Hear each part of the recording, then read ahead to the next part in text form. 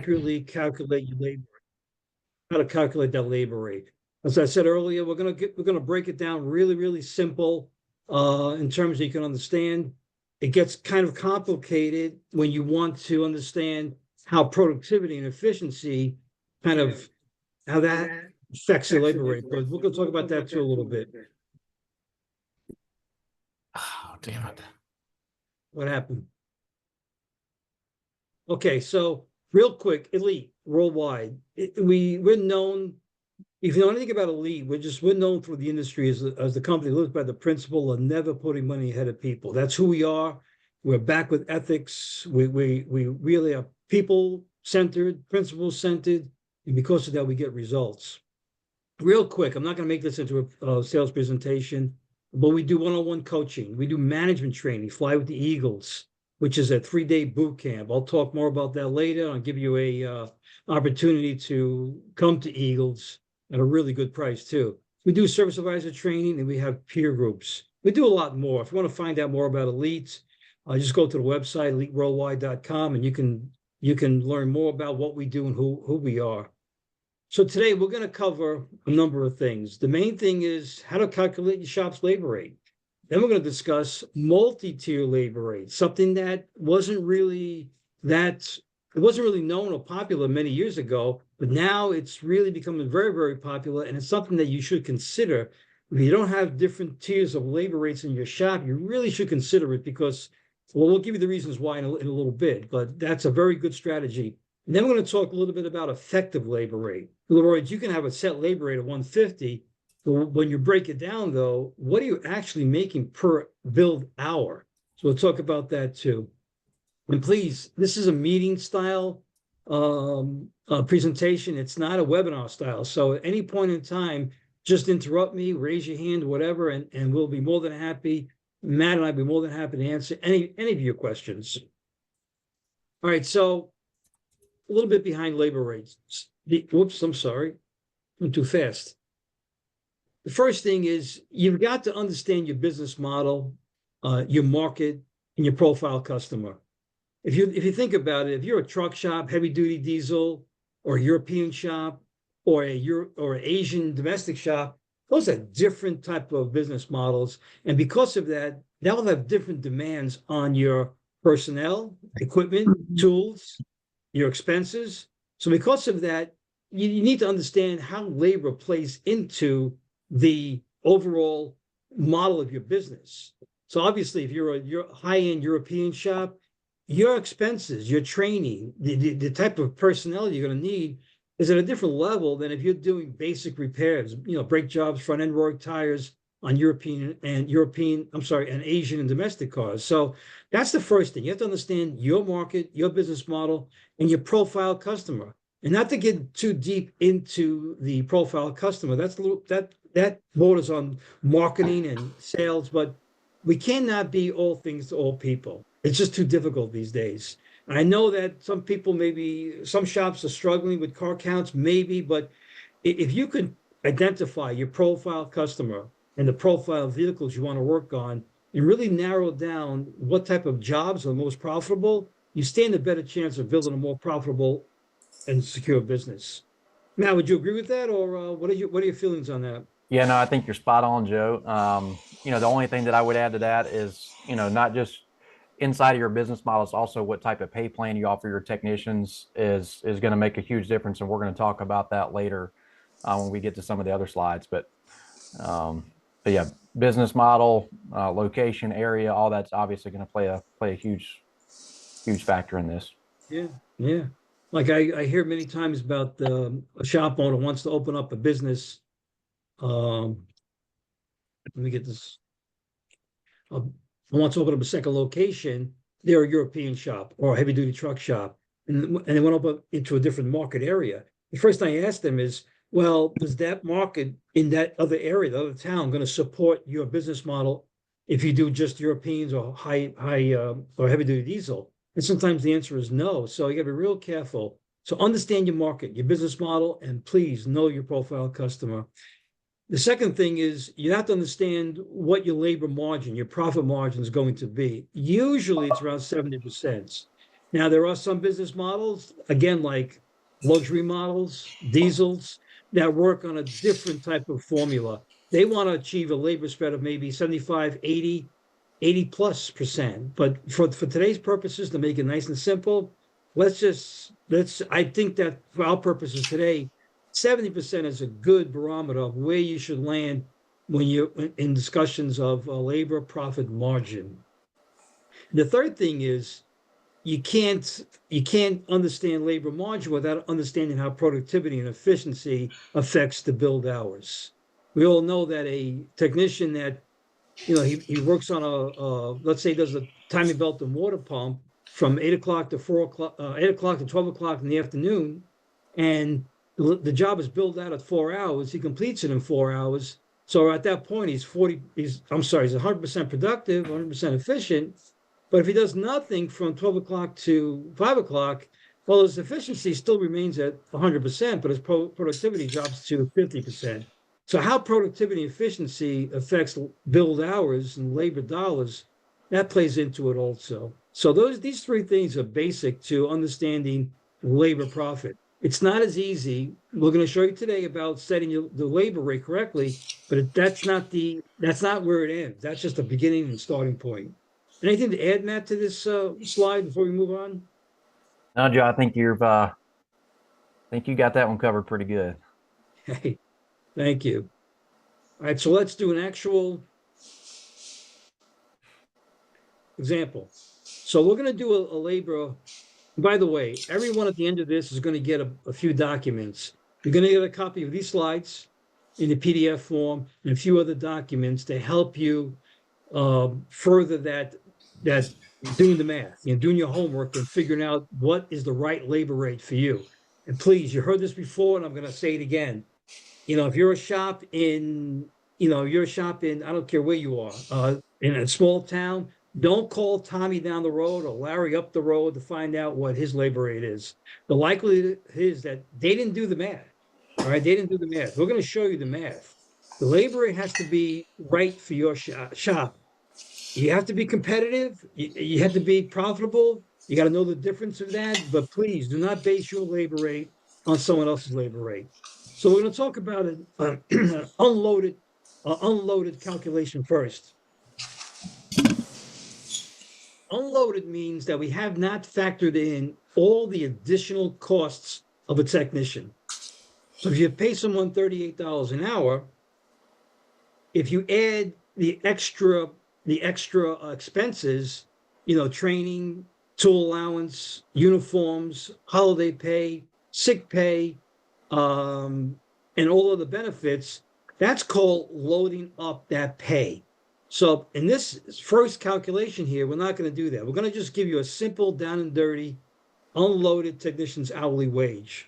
So the wage is $38 an hour. Now, to achieve that 70% spread, we want to divide that by 0.30, the reciprocal of 70. So that equals 126.67. So this is a calculated hourly labor rate with no load. All right, no load. So, and that, by the way, that's assuming that, let me bring that back a second. That's assuming that the technician is at 100% productive. Let's do a loaded number. All right. And please, anytime, any area that's confusing to you, please stop me and we will answer any question you have. Again, loaded means you take that $38 an hour technician, and now what you want to do is, what does it look like in terms of the actual cost of that technician per hour? And usually it's around 30% higher, which is a multiplier of 1.3. Again, what that is we want to add to the $38 an hour the uniforms, the tool allowance, the any 401k benefits. If you do that, everything that's added on to the top of their pay. But usually we've done the math many different ways, and usually it's around 30%. So if you take the $38 an hour, multiply it by 1.3, that's $49.40. So that technician is at $38 an hour is actually costing you $49.40. All right, that's the hourly wage cost for the shop owner. So now we do the same math, all right? And now we calculate, but we divide the number 40, I'm sorry, there's a typo there, I'm sorry, 4940 by 30, that's 164.67 is your labor rate. Matt, check that math for me, make sure it's correct. It should be like 4940, right? Yes. So 4940 divided by 0.30 is 164.67. So if you had one technician or two technicians that are earning $38 an hour, your labor rate should be 164.67. And again, that's assuming that that technician is 100% productive. Let me stop right here. Matt, anything to add before we go on? Because this is an important part. Yeah. So, John, I think you brought up a really good point there on the bullet point down there at the bottom. I know a lot of you guys in the chat, if you'll put in there, how many of you guys are paying technicians at a true flat rate or some sort of a hybrid base pay, salary, hourly, with some sort of a production bonus. We're starting to see that more and more states are, putting out there that that flat rate is not an acceptable pay scale. So as we see hourly and salary technicians becoming more of a common denominator in the industry, I really want to make sure that you guys understand the last part of what Joe said there, as far as the 100% productivity, because their hourly rate is going to be different, or their effective hourly cost to you is going to be different depending on what their productivity level is. So we'll talk a little bit about that, and I don't want to get too far into that because I know we have some other stuff to talk about, but I would strongly recommend that you identify what the productivity per technician is and come up with the effective labor cost per billed hour for each technician when you're coming up with this calculation. Yeah, that's a great point. A great point. So, and again, this is the basic formula, and this works really good if you have the technicians in a business model that they all earn the same type of money. In other words, you have three technicians, one making 37, one making 38, one making $39 an hour. You can safely assume that $38 an hour is a good base. You put the load on top of that at 30%, and then you divide it by 0.30, and 164, 67, 165, whatever you want to round it up to, is a good labor rate based upon that hourly wage. Does everybody have any questions on that? Anybody? Fairly simple? We're good? All right, so, but what if we have a different type of business model? What if you have technicians that are different pay scales? You have two technicians that are entry-level technicians making $21, $23 an hour. You have mid-grade B-level technicians making 30, then top-level technicians making $45, $48, $49 an hour. What if you do different ranges of services and repairs, or different vehicle brands? What if you do heavy trucks and Toyota Corollas? You could have different business models under one roof. And some shops, they assign certain techs to certain jobs, like they'll have drivability technicians, they'll have only diesel-only technicians.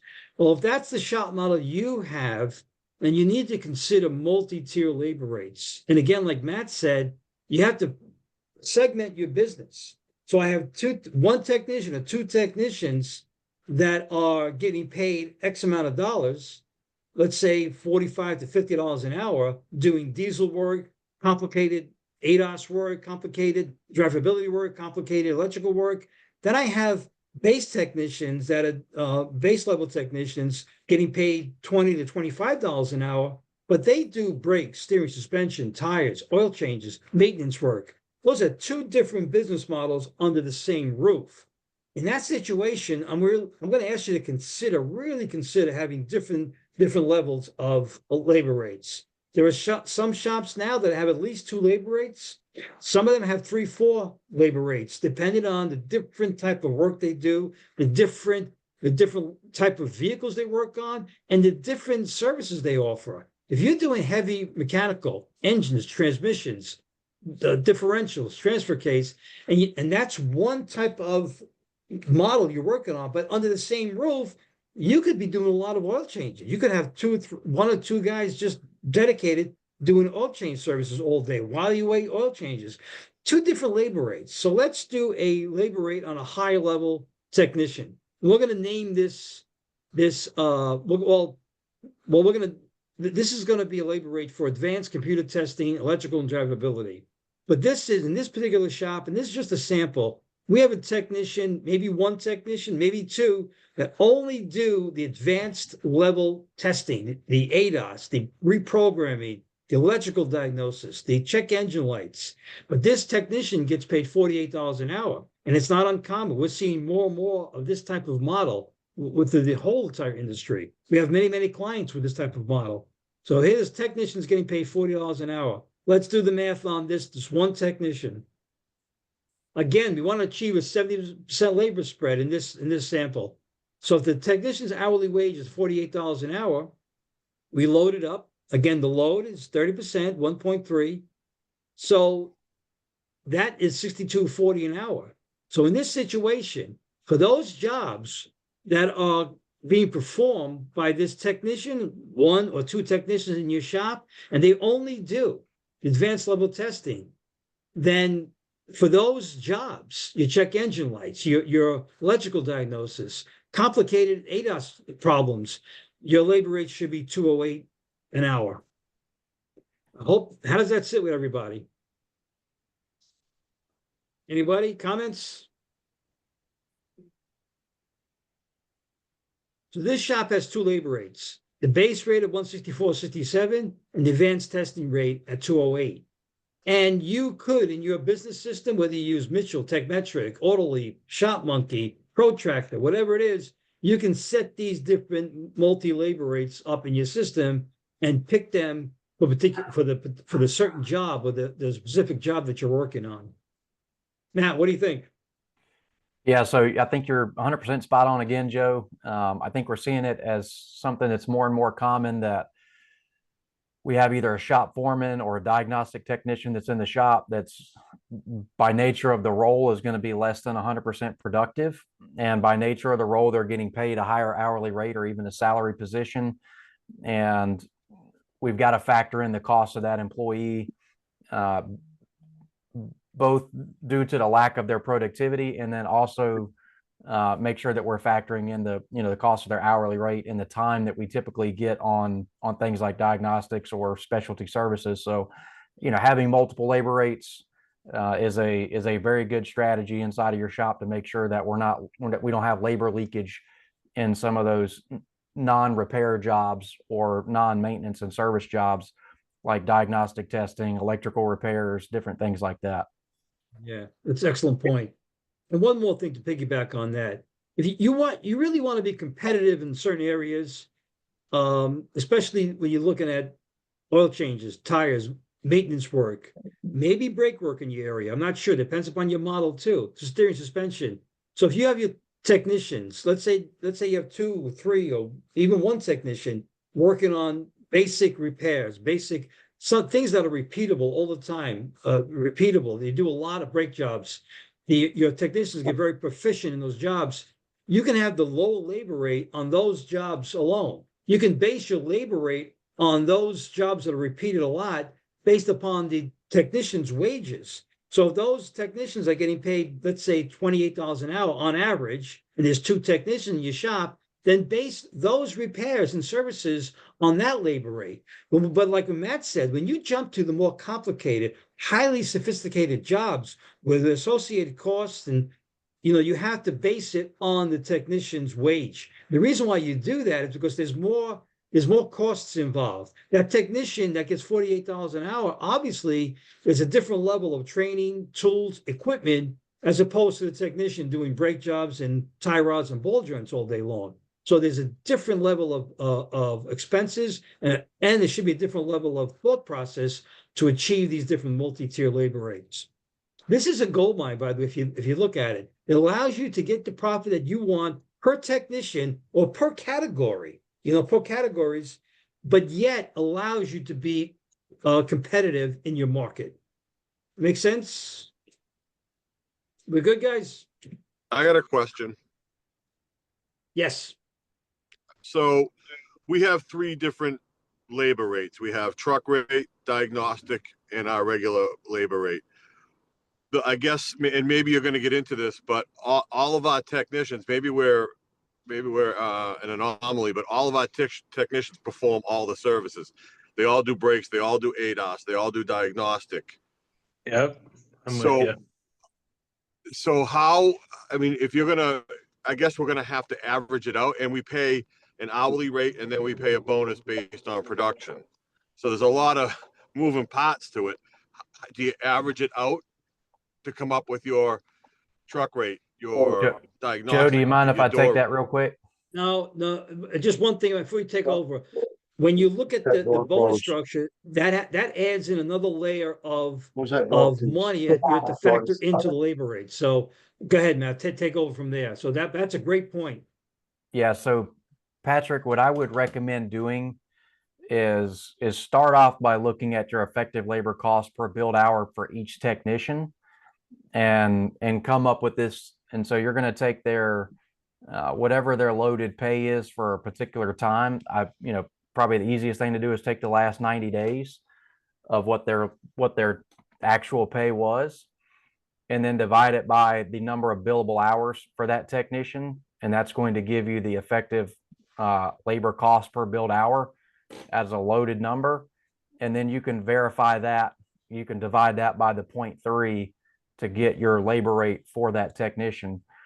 What that's going to show you, that's going to factor in each technician's productivity as well. And it's going to show you that your lower productive technicians, it's going to show you what they're actually costing you per billable hour. And then you have to make a determination across, whether you want to average it out across the board to get what your customer pay labor rate's going to be. Or do we have a training issue with a technician that might be underproductive, or is the business, or are we going to up the labor rate for the customer to absorb the low productivity, or are we going to absorb that as the business inside of a lower labor rate? Does that make sense, Patrick? And you put that formula out there?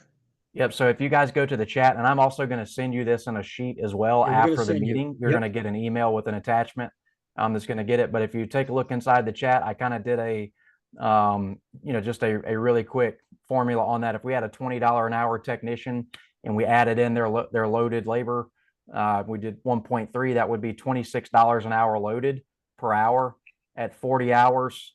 If they were only 20%, so if they were only 50% productive, we only billed them out for 50 hours. Their actual billable hourly rate to you is $52 per billable hour. So that $20 an hour technician is costing us $52 per billable hour if we break it out that way. So that's why that number, that's why I'm such a big stickler on making sure that we identify what that number is. And I like to do it per technician, because what you're going to find is you have one guy in the shop that is going to be considerably higher than the rest of them just based off of his productivity numbers. So I get it by technician, but if you're trying to establish the labor rate for certain jobs, and every tech is doing all the jobs, how do you come up with the labor rate for different? I mean, one guy makes 38, another guy makes 32. And I know, I understand the process of going through what you just said to get that, but now you've got 6 different guys with 6 different labor rates, 6 different effective labor rates. Not effective labor rate, but efficiency.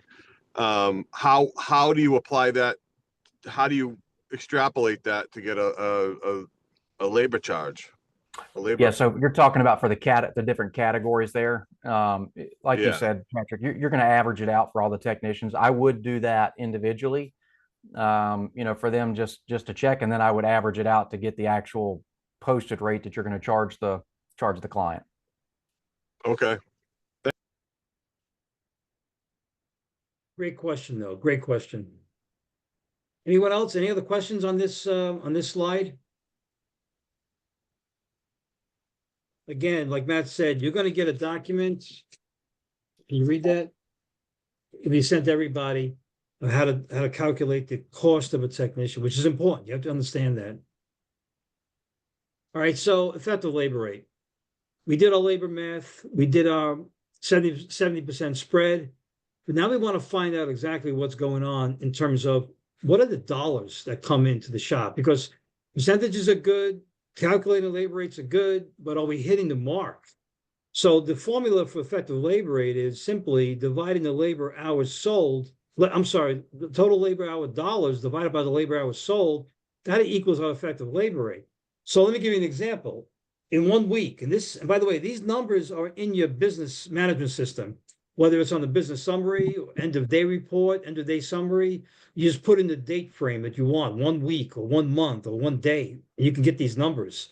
So this 1 week example, and this is a simple example, but it's true. If you have $10,000 in labor dollars in a week, and you have 100 hours of labor dollars sold, that equals that $100 an hour. That is your effective. That is the actual labor rate that you're earning for every billed hour sold. Let me ask you a question. What if you did the math and you know you need to charge $200 an hour, right? You did the math, but you're only earning $100 an hour. What does that tell you? You have efficiency problems. Maybe there's management problems. Maybe there's problems with the shop layout, the type of jobs being sold, training problems, not being able to go through a job properly, of diagnosing the job. It opens up a lot of doors to pathways to find out what is going on inside the shop. This is a very, very important number to understand. What is the actual labor rate, the effective labor rate you're earning? And it's a simple formula. Take your labor dollars in the week, divide it by the hours sold, and then they'll tell you exactly what you're earning per hour. And again, these numbers, these KPIs, key performance indicators, are found in every business management system. Any questions on this? Matt, anything to add? Yeah, so the only thing that I would add there, and I'm putting this in the chat as well, for those of you that are out there, if you do, let's just say for this example, your posted door rate was $150 an hour, and you did this calculation for your effective labor rate, and you found out you were at 100. That's a $50 spread there between the two. So typically speaking, we like it to be within 15% of what your posted door rate is, or as close to the posted door rate as possible, but in nothing less than 15%. If it is that far off, then one of the areas that I would strongly recommend you take a look at is going to be your canned jobs or package pricing or your menu pricing services. So things like oil changes, tire rotations, tire installations, your fluid services, all of those things that we have package jobs, package pricing for. Typically speaking, we have a lower rate that we bill that out for. So take an oil change. If we have an oil change where we bill out the customer for $40 and we pay the technician a half an hour to be able to do that, that labor rate's not $150. That's only an $80 labor, $80 worth of effective labor rate there. So, and to Joe's point, it could be a mix of work. In other words, we're getting too much of that type of work in. It could be a pricing issue inside of our package pricing. But I would go there first and really take a look at those menu services and make sure that we don't have a lot of labor leakage inside of the canned jobs. Yeah. And two more areas. One is be careful of discounting. Too much discounting can really affect the actual dollars coming in the shop. And the other one is doing jobs that you're not getting paid properly for, not estimated properly. So when you get a ticket back and multi-point back from the technician, there has to be some sort of process that before the updated ticket, whether you're selling a timing belt, water pump, control arm, whatever it is, that we make sure that we're getting paid the correct labor hours, labor dollars, because a lot of times we all know the books are wrong. We forget that we're taking off those manifolds in that Silverado in the Northeast, and those bolts are going to break. And the labor time in Mitchell Shop Monkey says 2.7, when we know a technician can't do those manifolds in less than 3.5, 4 hours aside, because so we have to make sure that we're accurately pricing the job out. The estimates are correct. And we have to minimize even things like shop layout, even things like road testing. Your road testing are the multi-points done properly? There's a lot going into this. Like I said earlier, this opens up a lot of doors, but it doesn't necessarily. It means that you have to do some due diligence to find out exactly where those labor leaks are. Any questions on this effective labor rate? We're good? All right, so there's a lot more to learn. We went through 3 basic formulas. There's a lot more to learn. Like, In other words, what do you do in a situation where there's no parts at all? You know, you're spending 3, 4, 5 hours on a electrical job, and there's no parts involved. You're missing the part profit margin too. So that's another strategy. And finding ways, like I said earlier, productivity, improving productivity to increase labor profit. That's a whole nother strategy too. Overall gross profit requirements, how labor ties into your gross profit needed per week to stay alive in business. Labor inventory. You have 3 technicians. They all work 40 hours a week. So what's your potential? And obviously, like Matt said earlier, we're going to give you that, the last bullet point, we're going to give you that little document on this of how to calculate your technician's effective labor costs. Very, very important. So there's a lot more to learn. I hope that this opened up a lot of eyes, and you I might have have a more question. questions. Go ahead. Sure. So, I've had multiple labor rates before, and one of the things I found that was really challenging was how the service writer, tells people they call in, they want to know what something's going to cost. So it's like you're doing this weird song and dance of, well, what kind of car do you have? Okay, well, that kind of car we charge this much for, blah, blah, blah, blah. It's like, is there a way to streamline this when we have multiple different labor rates so that it's not confusing to the customer, it's not really confusing to the service writers and stuff? I mean, because it does get pretty complicated when we got 3, 4, 5 different labor rates. Well, you can have too many. You can have too many labor rates too. I wouldn't. That's a lot. So you're talking about the service advisor pricing jobs over the phone, like to give a base price or things like that. Yeah, I've been trying to get the service writer away from that, but we've ran into that discussion quite a bit, and people are asking what your labor rate is, and it's not a very clear answer. You get people asking you what your labor rate is. Every now and again, yeah. Wow. Let's think about that for a second. If you're charging, let's say you charge, I'm making this up, all right, $25 for labor and oil change service, all right, and your technician can do 2 an hour, let's say, two good full service oil changes a piece, and so that means your effective labor rate is $50 an hour, right? So, but yet if the same technician does a brake job, and you're charging, let's say, $200 for front brakes and road. I'm making this up, for front brakes and rotors, and he does it in, let's say, does it in an hour. So on one side you're getting $50 an hour. On the other side you're getting $200 an hour, right? So I would really, unless Matt has a different thought on this, I would really get away from trying to throw prices out, especially labor rate prices, over the phone, because Alex, to your point, you're going to just confuse the hell out of the customer. You really are. That takes training more in sales and service advisor skills, phone skills, than it does with the math behind the process. So on that one, does that mean that you guys would recommend not posting the labor? I mean, obviously the total cost, but like on my ROs, it says here's the labor, Well, X amount of dollars per hour type of thing. We don't post Sure. that on the ROs. No. Well, it depends on your state laws. If you read your state laws, you're from Idaho, you said, Alex? Idaho? Yeah. I don't know your state laws. In New York, I get this battle all the time. You do not have to post your labor rate. You do not. Just the method how to arrive at your labor rate. All right. That you got to know your motor vehicle or VAR, whatever it is in your state laws. But I would really refrain. What other industry does that? I had a guy who wants to redo my roof. He comes over, he looks at the roof, he measures it, he got 12 grand. That's it. He doesn't go into labor this and part this, and so we have to get away from that. I mean, we have to, in most states, you have to list the parts and the labor. I get all that, but as far as getting labor rates, I think that opens up too much of a door to the customer, because it confuses them more than helps them. It really does. It confuses them. Matt, what do you have to say about that? Yeah, so Alex, in the chat, I just put a general response in there that we would teach, and we teach this in masters as well for the service advisor training. And our response that we would teach is our pricing is all inclusive for what it will take to fix the vehicle correctly. Until we evaluate the vehicle, we have no way of knowing. Would you be able to come in for an evaluation and we can provide an accurate written estimate? And then we're always going to try to defer, to try to get that vehicle in so we can perform an evaluation. So, because anything that you give them over the phone for a dollar amount, is more than likely going to be, it's going to be Inaccurate.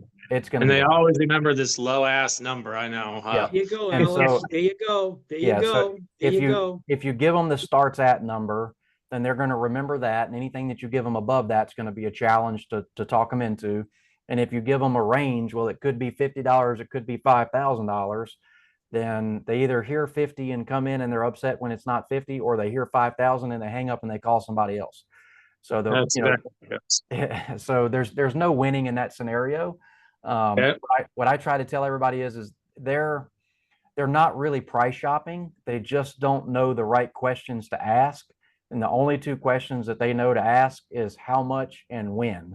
Time and pricing is the only thing that they're educated enough to compare between you and your competition.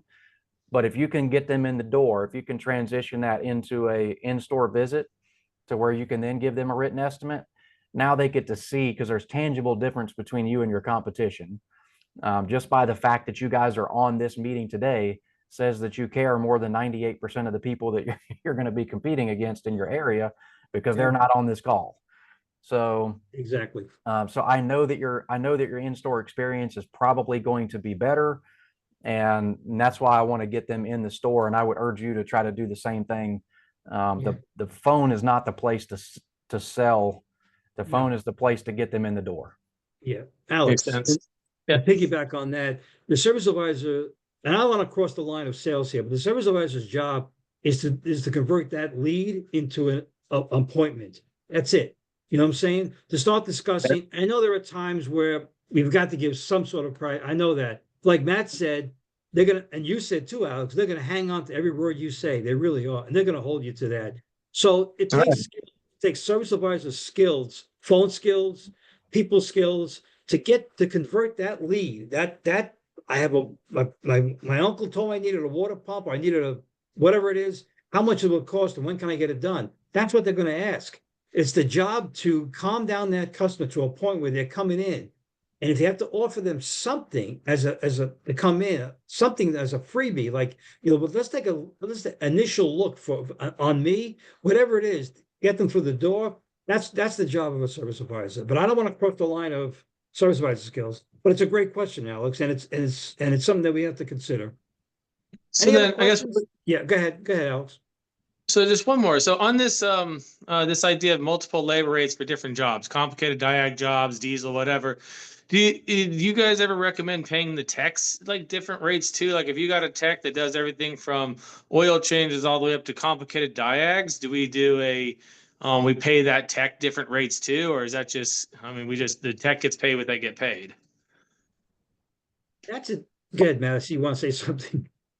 I wouldn't personally do that. I think we're No. overcomplicating that problem. That's what I figured. Okay. Yeah, I mean, Yeah. I think we entered Way into too negotiation complicated. with the technician about what the value of that technician is, you know, for themselves as pay, and then for us as the shop as far as what the cost is going to be.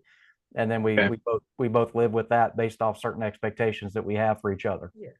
The All right, technicians, technician's hourly wage doesn't change with what the technician is necessarily doing. I mean, Yeah. you can set up a pay plan any way you want, but that will really layer the pay plan, make it very, very complicated.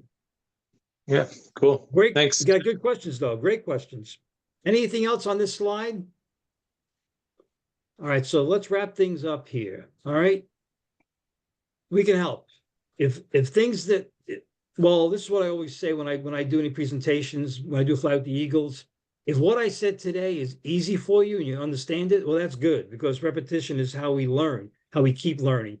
But if anything I said today kind of challenged you, or you don't understand it totally, well, that's even better, because now you know what to do next to try to get help in areas that you really need to get help in.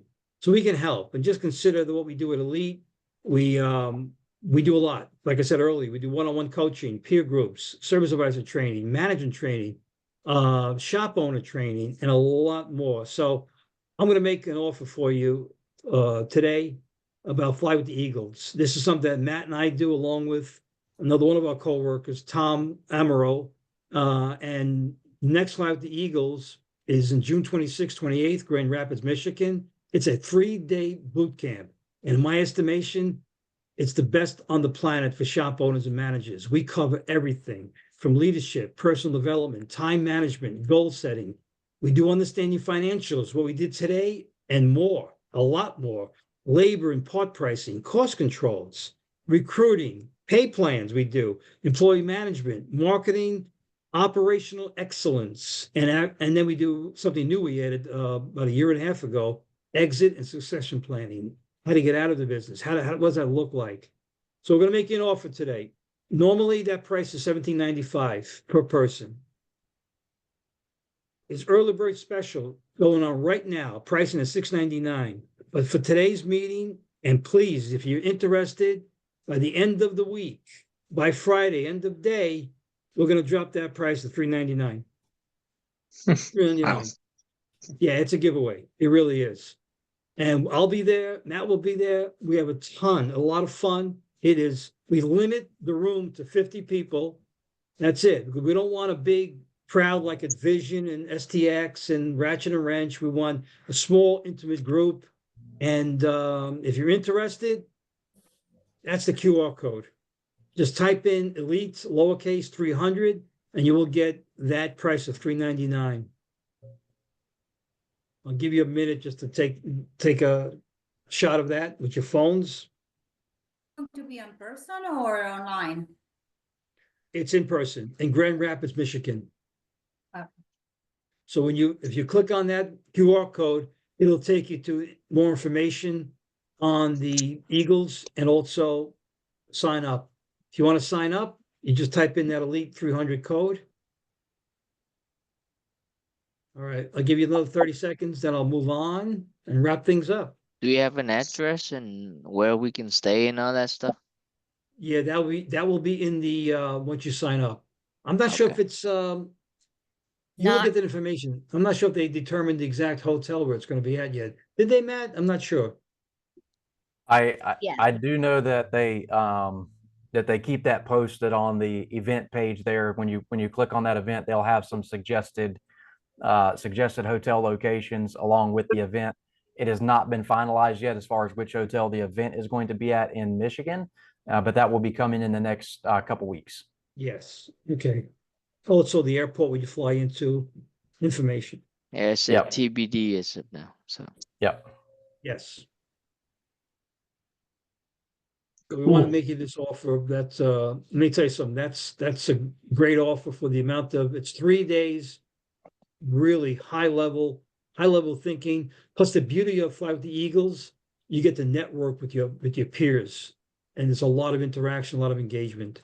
Now, if you need help in any way, if something here resonated with you, labor rates, pay plan, whatever it is that we hit upon today that resonated with you, what Matt does, one of his job duties at Elite is to give you a complimentary evaluation. He'll spend some time with you on the phone, no charge, we're not gonna bother you, badger you, but Elite really believes in helping people first. And we know this. We know that by doing this, eventually the law of reciprocity will come back to us. But Matt was more than willing to spend some time on the phone with you, answer any questions you have. If you had challenges today, if something we said didn't exactly, you didn't understand it, then Matt's more than happy to sit down with you. So take down his email. And again, everyone will get the copy of these slides in a follow-up email to you. This way you have everything that we talked about in your inbox. Okay, so any last words? Anyone? Good, bad, indifferent? I hope everybody Thank learned you. something. You good, Alex? What was that? Said thank you. I appreciate you guys putting this on. No, we love doing these things. And once in a while, we just say, you know what, let's just do something. Especially when we tie it around what's current on all the Facebook posts, so we like to make it current. All right. All right. So in that, I will say thank you. Thank you so much. It means a lot to us to take your time out in the middle of your day to be here with us. We really cherish that. It means a lot to us.